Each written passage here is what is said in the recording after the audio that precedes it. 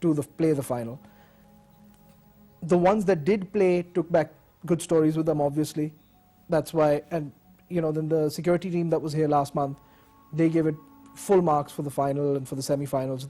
The security arrangements, it's all down to him. That was a huge boost, by the way, the ICC security consultant coming here. It's all down to him. He went out there and he did it. He said he was going to do it and he did it. So like you said in the initial thing, he was bullish, but he's backed it up. Absolutely no. I mean, this is what hard work does, and that's the lesson that we need to learn. If you work hard enough and if you have tunnel vision, you'll be successful. And so far, the PSL, against all odds, is doing very, very well. So we'll be looking forward to it. The first game begins on the 22nd of February. Let's move on to our next topic now. India versus South Africa.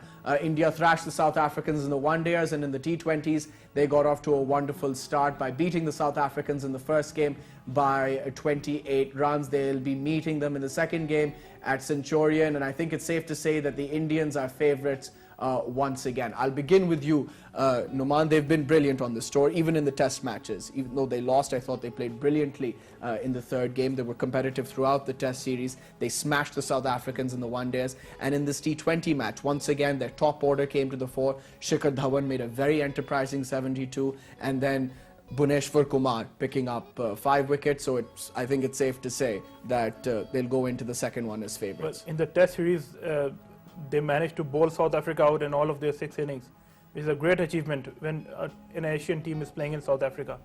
Then in the ODI series, although they got the pitches which they wanted, but still I think the conditions in South Africa, especially in the Highveld where 3 matches were played, you expect a lot of bounce from those wickets. And the way Shikhar Dhawan and Kohli and even Rohit Sharma played, and the way their bowlers complemented their batsmen, especially Kuldeep Yadav, I think that was amazing.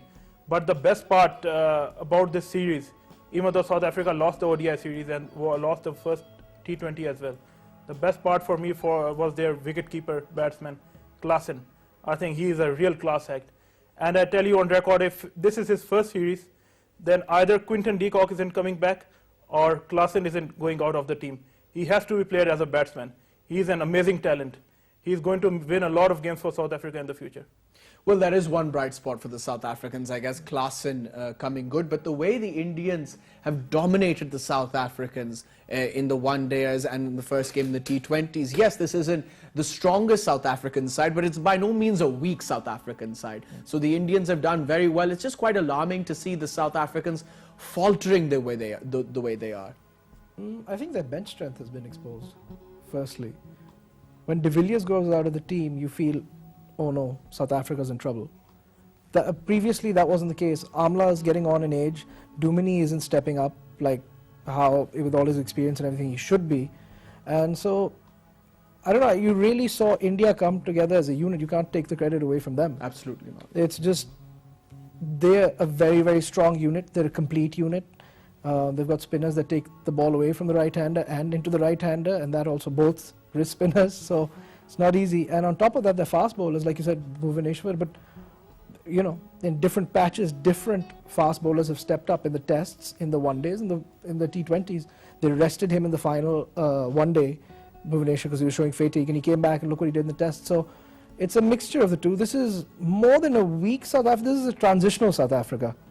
And they haven't been in this state like, when they brought Graham Smith and all in. This is the last time South Africa was in this sort of spot where, but still to get mauled in the one-days and the limited in the final test match where everyone thought, okay, let the Indians put up a score. They bowled them out. No, it's quite surprising. I mean, Gul hit the nail on the head there when he said that this Indian team has clicked in every single department. Because if you remember, we all grew up in the 90s watching Indian cricket. It was mainly their batsmen. If India won games, it was because of their batting. But now you look at their bowling lineup. It's been both India's top order and India's bowlers. The fast bowlers were brilliant. Bhuvneshwar Kumar, he was a little bit flat in the one-day series, but it was good enough. It was mainly Jasprit Bumrah and Hardik Pandya who did very well. They put the pressure on. They didn't let the South Africans get away. And then the spinners came in, the wrist spinners, Kuldeep Yadav and of course Chahal.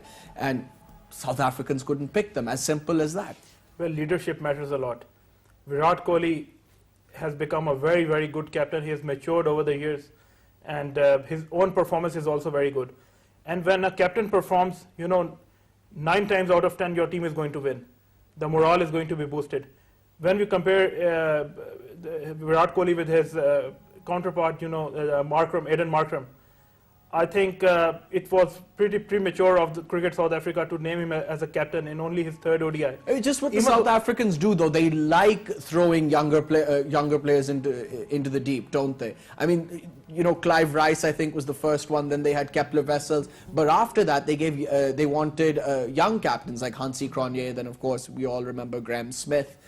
I think that's just the way the South Africans do things. But Hansi Cronje and Smith had played a handful of games before they were named captains. But Aiden Markram is relatively new, only I think 6 test matches and a couple of ODIs before this series. So they are planning to invest on Aiden Markram, and they have already told him that he's their future captain. So good luck to them. I mean, they really did throw him into the deep end, didn't they? And a lot wasn't even in of the people same are battle. arguing that that didn't do South Africa any favors. He wasn't even in the opener slot initially. He started at number 4, I think. And that was... I know it's the way South Africa likes to do things, but we also like to throw young people, 14-year-olds, into test matches. But, there comes a time in a place where you understand that, okay, is Markram ready to take this team on? He's taking on a rampant India. They've got probably Confident India, yeah. Probably one of the best batsmen, if not top 5 of all time, in Kohli. And you've got all these guys. You've got limited bowling resources. You've got limited, AB de Villiers is in and out. Like that. I don't know if that was the correct thing to. Maybe Dumini or Amla should have taken it on for at least the first 3 one-days, and then they could have thought about it. Well, actually, there's a lot of quota system issues in South Africa.